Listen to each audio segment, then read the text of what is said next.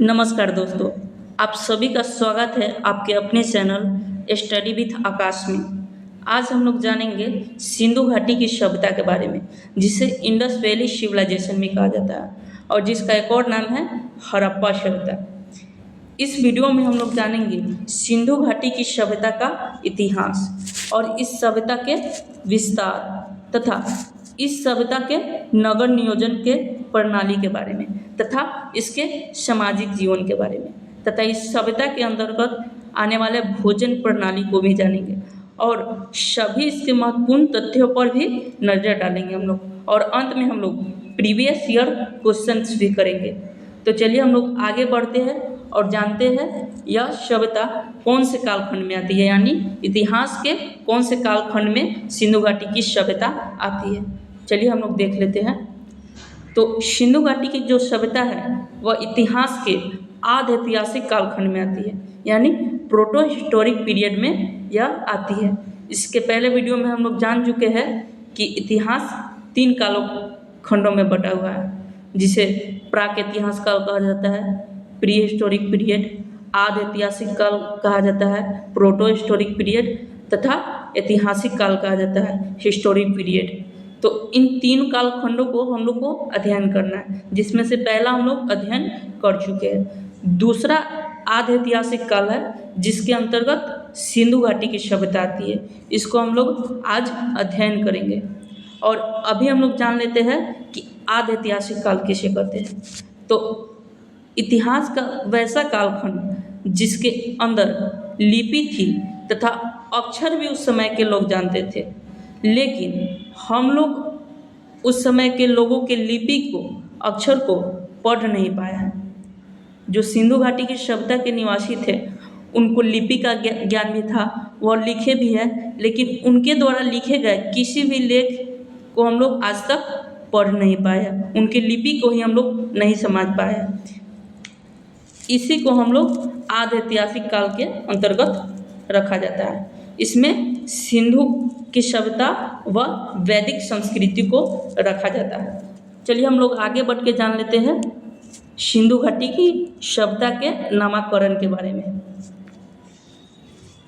तो सिंधु घाटी की सभ्यता का नामकरण 3-4 नामों से है। पहला है सिंधु घाटी की सभ्यता, दूसरा है सरस्वती सभ्यता, तीसरा है कांस्ययुगीन सभ्यता और चौथा है हड़प्पा सभ्यता। तो इसमें सबसे उपयुक्त जो नाम है वह हड़प्पा सभ्यता है, क्योंकि सबसे पहला जो नगर मिला था ना वह हड़प्पा था और वहीं पे सबसे पहली खुदाई हुई थी। और इस सभ्यता को भारतीय उपमहाद्वीप में पहली सुव्यवस्थित सभ्यता भी कहा जाता है, यानी सबसे सुव्यवस्था से जो सबसे प्रथम बार सभ्यता फली फूली थी उसे सिंधु घाटी की सभ्यता कहा जाता है। और यह प्रथम नगरीय क्रांति भी थी, यानी जो सिंधु घाटी की सभ्यता थी वो क्या थी, प्रथम नगरीय सभ्यता भी थी। और इस सभ्यता का प्रथम बार उल्लेख चार्ल्स मैसन ने 1826 में हड़प्पा स्थल पर एक प्राचीन सभ्यता के मिलने की बात की थी। यानी जो हड़प्पा स्थल था उसको 1826 में एक चार्ल्स मैसन थे जो इतिहासकार हैं, उन्होंने इस प्राचीन सभ्यता के मिलने की बात की थी। चलिए हम लोग और डिटेल से आगे देख लेते हैं। हम लोग अभी जान लेते हैं सिंधु घाटी की सभ्यता में मिली लिपियों के बारे में। इसमें जो लिपि मिली थी वो भाव चित्रात्मक थी। क्या थी? भाव चित्रात्मक। और इसमें लगभग 400 से 500 संकेत प्राप्त हुए थे और अधिकांश संकेत मुहरों पर प्राप्त हुए, यानी जितने इसमें संकेत मिले उसमें से अधिकतर क्या थे, मुहरों पर थे। कुछ मृत भांडों पर मिले और तथा कुछ ईंटों पर भी मिले। और इसमें जो लिपि थी यह दाएं से बाएं तथा बाएं से दाएं की ओर लिखी जाती थी। यहाँ की जो लिपि थी वह दाएं से बाएं तथा बाएं से दाएं की ओर लिखी जाती थी। चलिए आगे हम लोग देख लेते हैं। लिपि को तो जान लिए, अब हम लोग जान लेते हैं इसके समकालीन जो सभ्यता है उसके बारे में। तो एक सभ्यता थी हांगो नदी घाटी की सभ्यता, जिसे हम लोग चीन की सभ्यता के नाम से भी जानते हैं। और दूसरा है दजला फरात नदी घाटी की सभ्यता, जिसे हम लोग मेसोपोटामिया या सुमेरियन सभ्यता के नाम से जानते हैं। और तीसरा है नील नदी की सभ्यता, जिसे हम लोग मिस्र की सभ्यता के नाम से भी जानते हैं। और एक बात है इसमें कि इन तीनों सभ्यता, चीन की सभ्यता, मेसोपोटामिया की सभ्यता तथा मिस्र की सभ्यता से हड़प्पा की जो सभ्यता थी, इन तीनों से अधिक विकसित थी। ये तीनों सभ्यता तो थे ही, लेकिन इन तीनों से अधिक विकसित हड़प्पा की सभ्यता थी। अब हम लोग जान लेते हैं हड़प्पा सभ्यता के समय के बारे में। तो कार्बन डेटिंग विधि से पता लगाया गया है कि इस सभ्यता का काल 2350 बीसी से 1750 बीसी था। और एक इतिहासकार है मार्टिमर व्हीलर, जिनके द्वारा बताया गया है कि 2500 बीसी से 1500 बीसी के बीच इसका कालखंड था। चलिए हम लोग आगे की जानकारी प्राप्त कर लेते हैं सिंधु सभ्यता के विस्तार के बारे में। इसका विस्तार कैसा था? इसके उत्तरी सीमा मांडा एक जगह है, वहाँ पे है, जो जम्मू कश्मीर में पड़ता है। और इसके दक्षिणी सीमा दैमाबाद महाराष्ट्र में पड़ता है। और इसका पश्चिमी सीमा सुतका गिंडोर बलूचिस्तान में पड़ता है, जो कि वर्तमान पाकिस्तान में है। और इसकी पूर्वी सीमा आलमगीरपुर उत्तर प्रदेश में पड़ता है। चलिए इसको हम लोग मैप के थ्रू देख लेते हैं। देखिए इस मैप में दिया गया है कि इसकी सीमाएं कैसी थी। और जो यह सभ्यता थी ना, वो त्रिभुजाकार थी, यानी यह सभ्यता त्रिभुज बनाती थी। और यह जो सभ्यता थी ना, सिंधु नदी तंत्र के आसपास ही फली फूली हुई थी, इसलिए इसको सिंधु घाटी की सभ्यता नाम दे दिया गया। चलिए आगे हम लोग देख लेते हैं हड़प्पा सभ्यता के प्रमुख नगरों के बारे में हम लोग जान लेते हैं। देखिए हड़प्पा सभ्यता का प्रथम नगर जो खोजा गया था वह हड़प्पा था, जो 1921 में दयाराम साहनी द्वारा खोजा गया था। और यह वर्तमान में साहिवाल जिला पंजाब पाकिस्तान में पड़ता है। और हड़प्पा सभ्यता का खोजा गया पहला नगर इसी को कहा जाता है। और क्षेत्रफल के दृष्टि से भी यह दूसरा सबसे बड़ा नगर है। सबसे पहला सभ्यता तो हो गया हड़प्पा, और उसके बाद दूसरा सभ्यता खोजा गया था मोहनजोदड़ो। और हड़प्पा में एक कब्रिस्तान मिला था जिसका नाम रखा गया था R37। इसके साक्ष्य वहाँ पे मिले थे। और वहाँ पे एक मूर्ति मिली थी जो स्त्री के गर्भ से पौधे निकलते हुए दर्शाया गया है, यानी वहाँ पे एक स्त्री थी जिसे मातृ देवी नाम दिया गया था। और यहाँ से कांस्य की गाड़ी भी मिली है। चलिए आगे हम लोग देख लेते हैं इसके आगे के नगरों को। तो दूसरा नगर था मोहनजोदड़ो, जिसकी खोज 1922 में राखल दास बनर्जी द्वारा किया गया। और इसकी वर्तमान स्थिति लड़काना जिला सिंध प्रांत पाकिस्तान में पड़ता है। और इस मोहनजोदड़ो का अर्थ होता है मृतकों का टीला, यानी जो मोहनजोदड़ो शब्द है ना, उसका अर्थ होता है मृतकों का टीला। और यह सिंधु नदी के किनारे बसा हुआ है। और क्षेत्रफल की दृष्टि से सबसे बड़ा नगर है, यानी सिंधु घाटी में क्षेत्रफल की दृष्टि से सबसे बड़ा नगर कौन सा है? मोहनजोदड़ो। और दूसरा सबसे बड़ा का नगर होगा हड़प्पा। और यहाँ पे मिली हुई वस्तुओं में कांस्य की नृत्यज्ञान मूर्ति, जो कांस्य की थी, जो नृत्य करते हुए देखी गई है। एक पुरोहित की मूर्ति मिली है। एक सिंघी पशुओं की मुद्राएं मिली है, यानी जो मुद्राएं थी उस पे एक सिंह वाले पशु का चित्र बना हुआ था। एक मुहर पर स्वातिक का भी चिन्ह मिला है। और एक पशुपति शिव की मुहर, इसके बाएं में भैंस और गेंडा था। चलिए आगे के नगरों के बारे में हम लोग जान लेते हैं। एक नगर है धौलावीरा। भारत का सबसे बड़ा स्थल यही है। दो जो स्थल मिले हैं मोहनजोदड़ो और हड़प्पा, वो सभी पाकिस्तान में पड़ते हैं। लेकिन जो ये धौलावीरा है, यह भारत का सबसे बड़ा स्थल है। और यह वर्तमान में गुजरात के कच्छ जिले में पड़ता है। कहाँ पड़ता है? कच्छ जिले में। और इसका अर्थ होता है, धौलावीरा का अर्थ वीरों का कुआं। और इसकी खोज 1885 में RS विस्ट द्वारा की गई थी। और नगर को 3 भागों में बांटा गया था, यानी धौलावीरा जो था इसको 3 भागों में बांटा गया था। चलिए आगे के नगर के बारे में हम लोग जान लेते हैं। देखिए, यह है चनहुद्रो, जो सिंध नदी के किनारे बसा हुआ है। कहाँ बसा हुआ था? सिंध नदी के किनारे, जो पाकिस्तान में पड़ता है। यहाँ पे लिपस्टिक, काजल, पाउडर एवं कंघे के साक्ष्य मिले हैं। यानी जो यह चनहुद्रो था, यहाँ पे क्या क्या मिला है? लिपस्टिक, काजल, पाउडर एवं कंघे के साक्ष्य। और यहाँ पे बिल्ली के पीछा करते हुए कुत्ते का भी साक्ष्य मिला है। और मनका का कारखाना का साक्ष्य भी मिला है।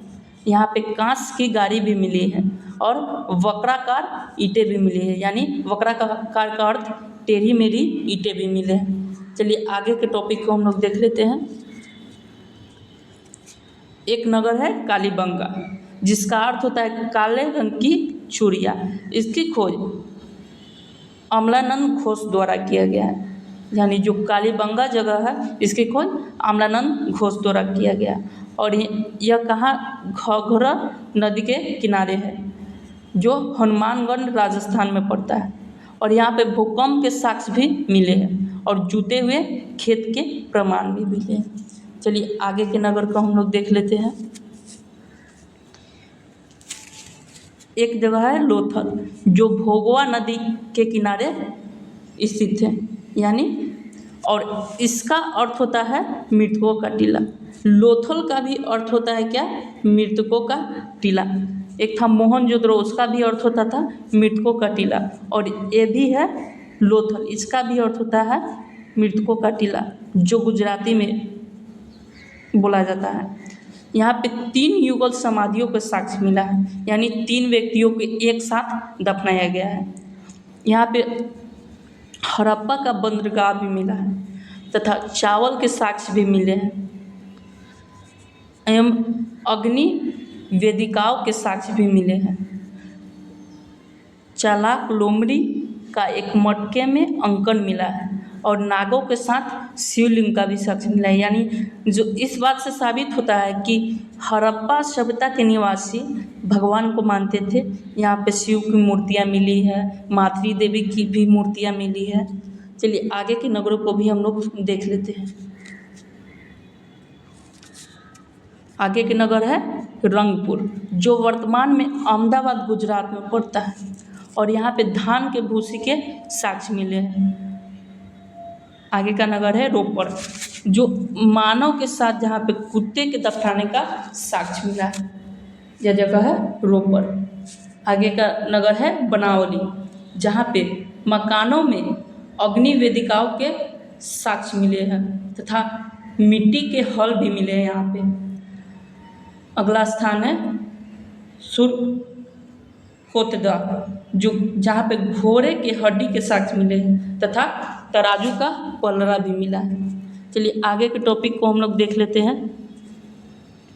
देखिए, हड़प्पा सभ्यता के जो लोग थे वो उद्योग व्यापार में अति उत्कृष्ट थे। उसके बारे में हम लोग जान लेते हैं। तो यहाँ पे मापक 16 गुणक में थे, यानी यहाँ की जो मापक थी वह 16 गुणक में थे। वस्तु विनिमय था, यानी यहाँ पे वस्तु को खरीद बिक्री किया जाता था। मोहर के छाप लगाने की प्रथा थी, यानी जो यहाँ की मोहरें थे वहाँ पे छाप लगाई जाती थी। स्थल व जल दोनों मार्गों से व्यापार होता था।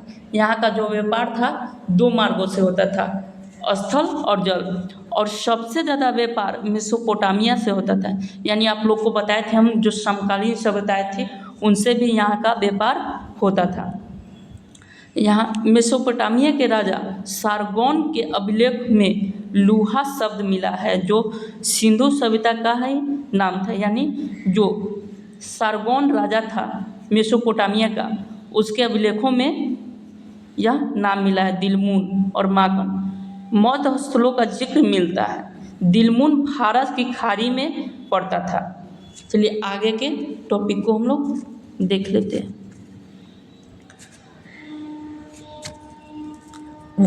उर व किस यह जगह का नाम है जो मेसोपोटामिया में पड़ता है। वहाँ से हड़प्पा की मुहरें मिली है। सूती वस्त्र तथा हाथी का दांत निर्यात होता था यहाँ से। अफ़गानिस्तान एवं ईरान से टीन का आयात होता था। जो अफ़गानिस्तान जगह है वहाँ से टीन का आयात किया जाता था। खेतरी राजस्थान से तांबे का आयात होता था। खेतरी एक राजस्थान में जगह है, वहाँ से तांबे का आयात होता था। कोलार से सोने का आयात होता था। कोलार जो गोल्ड फील्ड है वहाँ से सोने का आयात होता था। बलूचिस्तान से पाकिस्तान से सेल खड़ी का आयात होता था। जो बलूचिस्तान प्रांत है वहाँ से सेल खड़ी का आयात होता था। बदकसा से चांदी व टीन लाजवर्द का आयात किया जाता था यहाँ पे। चलिए आगे हम लोग देख लेते हैं क्या आता है इस सभ्यता में। चलिए हड़प्पा सभ्यता के आर्थिक जीवन के बारे में हम लोग जान लेते हैं। यहाँ पे हड़प्पा सभ्यता में कृषि प्रमुख थी। क्या थी? कृषि प्रमुख थी। और यहाँ की मुख्य फसल क्या थी? रबी की फसल। और बनावली से हल का साक्ष्य भी मिला। बनावली जो जगह है वहाँ से हल का साक्ष्य भी मिला है। कालीबंगा से जुते हुए खेत का साक्ष्य मिला है तथा मुख्य फसलों के रूप में गेहूँ, जौ, राई, मटर, कपास, सिंडन, चावल आदि का यहाँ पे उत्पादन होता था तथा यहाँ पे पशुपालन भी होता था। यहाँ का सबसे प्रिय पशु कुबर वाला बैल था। हाथी घोड़े से परिचित थे परंतु पालते नहीं थे। यहाँ के लोग हाथी घोड़ों से परिचित थे लेकिन उस समय इसे पालते नहीं थे। बंदर, भालू, खरहा आदि को भी जानते थे। आमरी से गेंडा के साक्ष्य मिले हैं। चलिए आगे के टॉपिक को हम लोग देख लेते हैं। यहाँ का सामाजिक जीवन भी जान लेते हैं। समाज यहाँ का मात्र सत्तात्मक था। क्या था? मात्र सत्तात्मक था। यहाँ पे सती प्रथा भी संभवतः थी। यहाँ हड़प्पा सभ्यता में क्या था? सती प्रथा भी यहाँ पे थी। लोथल से 3, कालीबंगा से 1 समाधान मिला है एक साथ। और सौंदर्य प्रसाधन भी प्रचलित था। यहाँ पे सौंदर्य की वस्तुएं भी मिलती थी। यहाँ पे श्रृंगारदान हड़प्पा से, लिपस्टिक चंद्रहुदरों से, सिंदूर नौसारी से प्राप्त हुए हैं। और इंडोर गेम चेस खेलते थे। और समाज में समूलतः 3 वर्गों में बटा था, उच्च, मध्यम और निम्न। यहाँ का समाज क्या था? 3 वर्गों में बटा था, उच्च, मध्यम व निम्न। तथा अंतिम संस्कार की 3 प्रथाएं प्रचलित थी, दाह संस्कार, पूर्ण समाधि तथा आंशिक समाधि। चलिए आगे के टॉपिक को हम लोग देख लेते हैं। अब हम लोग जान लेते हैं हड़प्पा का राजनीतिक स्थिति। एल बासम के अनुसार पुरोहित वर्ग का शासन था। यानी यहाँ पर जो हड़प्पा सभ्यता थी यहाँ पे शासन किसका था? पुरोहित वर्ग का। आर.एस. वर्मा के अनुसार व्यापारिक वर्ग का शासन था। यानी जो ये सब इतिहासकार है इन्होंने अनुमान लगाया है कि यहाँ पे किसका शासन हो सकता था। हंटर व मैके के अनुसार लोकतांत्रिक शासन था। और स्टुअर्ट पिगॉट के अनुसार हड़प्पा के बड़े साम्राज्य की तरह था जिसकी 2 राजधानियां थी, हड़प्पा व मोहनजोदड़ो। चलिए आगे के टॉपिक को हम लोग देख लेते हैं। अब हम लोग जान लेते हैं सिंधु घाटी सभ्यता की प्रमुख विशेषताओं को। यहाँ पे शहरी नियोजन था। इस सभ्यता के शहरों की योजना ग्रिड प्रणाली पर आधारित थी। जो हड़प्पा सभ्यता थी यहाँ की शहरों की योजना जो थी वह ग्रिड प्रणाली पर थी, जिसमें सड़कें एक दूसरे को समकोण पर काटती थी। और इस उन्नत योजना के साथ नगरों में घरों का व्यापारिक प्रतिष्ठानों के लिए स्पष्ट स्थान निर्धारित किए गए थे। यानी इस शहर में जो सड़कें थी वो एक दूसरे के कोण पर काटती थी और जो घरों में भी व्यापार करने के लिए एक साधन बना दिया गया था जिससे लोग व्यापार कर सकते थे। चलिए आगे बढ़ते हैं। नगरीय योजना और विन्यास। अब हम लोग जान लेते हैं इसके नगरीय योजना और विन्यास को। हड़प्पा सभ्यता अपनी नगरीय योजना प्रणाली के लिए जानी जाती है, यानी जो हड़प्पा सभ्यता है ना, वह अपनी नगरीय योजना प्रणाली के लिए जानी जाती है। मोहनजोदड़ो और हड़प्पा के नगरों में अपने अपने दुर्ग थे, जो नगर के कुछ ऊंचाई पर स्थित होते थे, जिसमें अनुमानतः उच्च वर्ग के लोग निवास करते थे। यहाँ के जो नगर थे वहाँ पे दो भागों में बांट दिया गया था, एक दुर्ग बना दिया गया था और एक निचला शहर बना गया था, जिसमें जो दुर्ग था वहाँ पे उच्च वर्ग के लोग निवास करते थे और जो निचला शहर था वहाँ पे निम्न वर्ग के लोग निवास करते थे। दुर्ग से नीचे समांतर ईंटों से निर्मित नगर होते थे, जिनमें सामान्य लोग निवास करते थे। हड़प्पा सभ्यता की एक ध्यान देने योग्य बात यह भी है कि इस सभ्यता में ग्रिड प्रणाली मौजूद थी, जिसके अंतर्गत सड़कें एक दूसरे को समकोण पर करती थी। यह हम पहले ही आपको बता चुके हैं। अन्न भंडारों का निर्माण हड़प्पा सभ्यता के नगरों की प्रमुख विशेषता थी, यानी इसके नगरों में अन्न भंडारों को बनाया जाता था। चलिए आगे हम लोग देख लेते हैं। हड़प्पा सभ्यता में जल निकास प्रणाली भी बहुत प्रभावित थी, यानी यह सभ्यता जो थी यहाँ पे जल निकास प्रणाली भी बहुत प्रभावित थी। हर छोटे बड़े घर के अंदर स्वयं का स्नानागार और आंगन था, यानी यहाँ की जो भी घरें थी वहाँ के घर के अंदर स्नानागार और आंगन मौजूद था। कालीबंगा में बहुत से घरों में कुएं नहीं पाए जाते थे, यानी कालीबंगा जो जगह था वहाँ पे बहुत से घरों में कुएं नहीं पाए जाते थे। कुछ स्थान जैसे लोथर और धौलावीरा में संपूर्ण विन्यास मजबूत और नगर दीवारों द्वारा भागों में विभाजित थे। चलिए आगे हम लोग देख लेते हैं। अब हम लोग हड़प्पा के धार्मिक और सांस्कृतिक जीवन के बारे में जान लेते हैं। हालांकि सिंधु घाटी की सभ्यता धर्म और संस्कृति के बारे में अधिक जानकारी उपलब्ध नहीं कराती है, यानी सिंधु घाटी की जो सभ्यता है यहाँ पे धर्म और संस्कृति के बारे में अधिक जानकारियाँ प्राप्त नहीं हुई। खुदाई में मिले मूर्तियों और प्रतीक इस बात का संकेत देती है कि संभवतः वे मातृ देवी की पूजा करते थे। जो यहाँ के लोग थे वे मातृ देवी की पूजा करते थे और प्रकृति के विभिन्न रूपों का आदर देते थे। आगे देख लेते हैं हम लोग। इसके नगर योजना और वास्तुकला को हम लोग जान लेते हैं। यहाँ की प्रणाली हम लोग जान चुके हैं कि ग्रिड प्रणाली थी, जो योजनाबद्ध तरीके से बनाया गया था, जिसमें सड़कों का एक जाल बिछाया गया था और विभागों को विभाजन करके अलग अलग किया गया था। शहरों को विभिन्न विभागों में विभाजित किया गया था, जैसे आवासीय क्षेत्र, व्यावसायिक क्षेत्र और सार्वजनिक क्षेत्र। और यहाँ के दुर्ग, कुछ शहरों में दुर्ग भी थे जो सुरक्षा के लिए बनाए गए थे। चलिए आगे हम लोग देख लेते हैं। यहाँ पे ईंट का उपयोग होता था। हड़प्पा सभ्यता के लोग ईंट से भवन बनाया करते थे। क्या करते थे?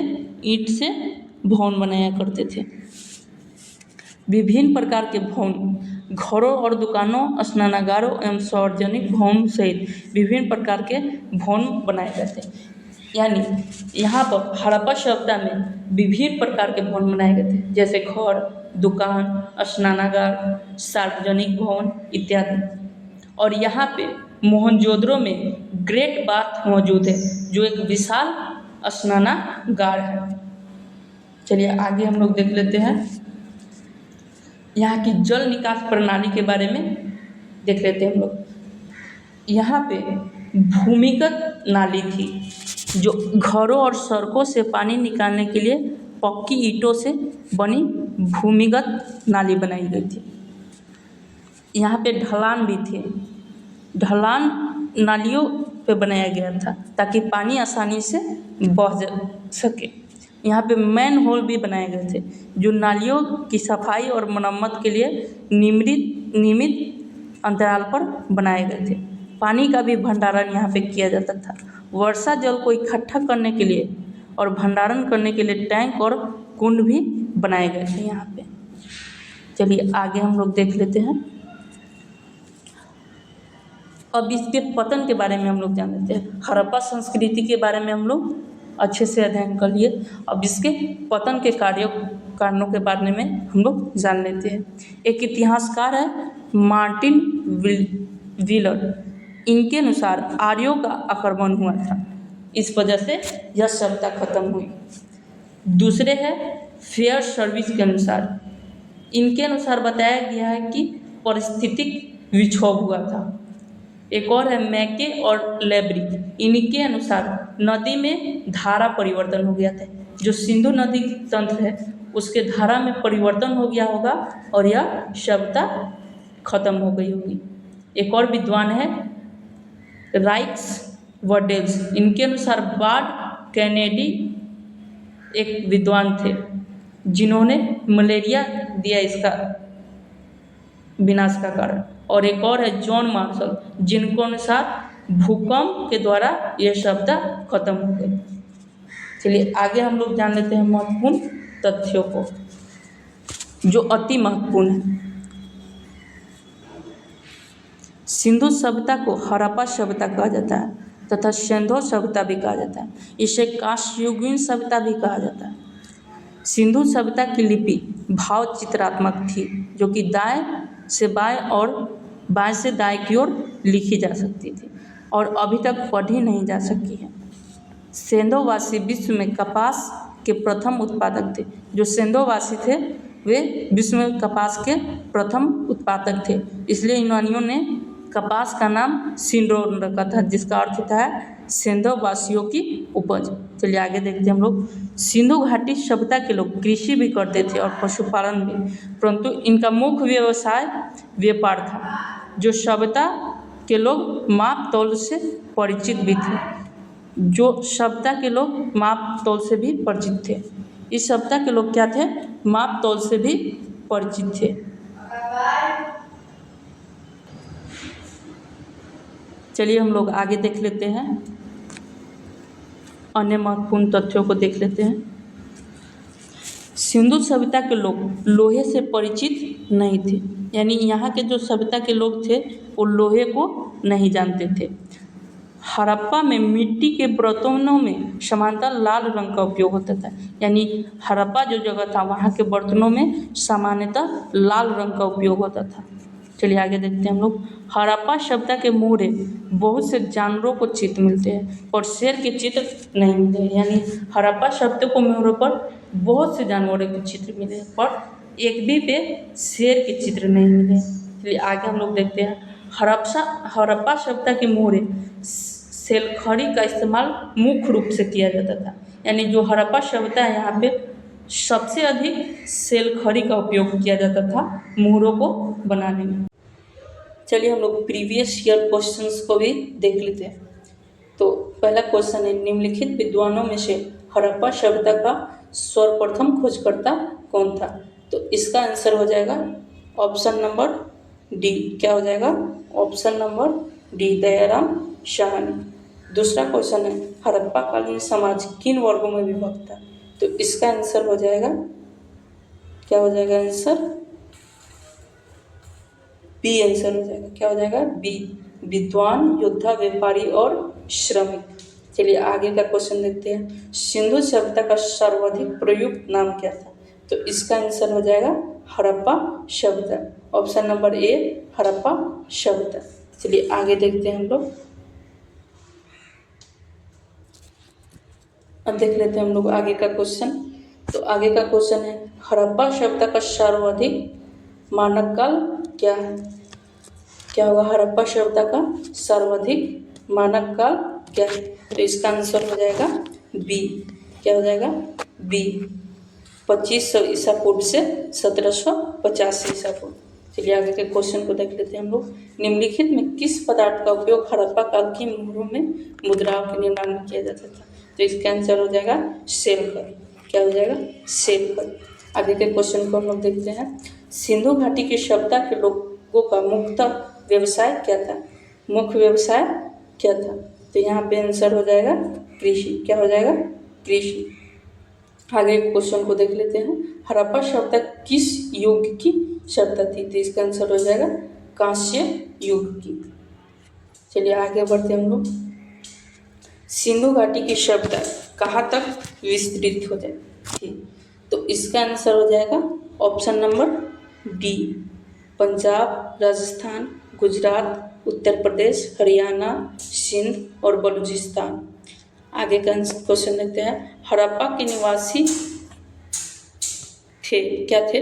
ग्रामीण, शहरी, खानाबदोश, जनजातीय। इसका आंसर हो जाएगा शहरी, क्योंकि यह पहली शहरी सभ्यता थी।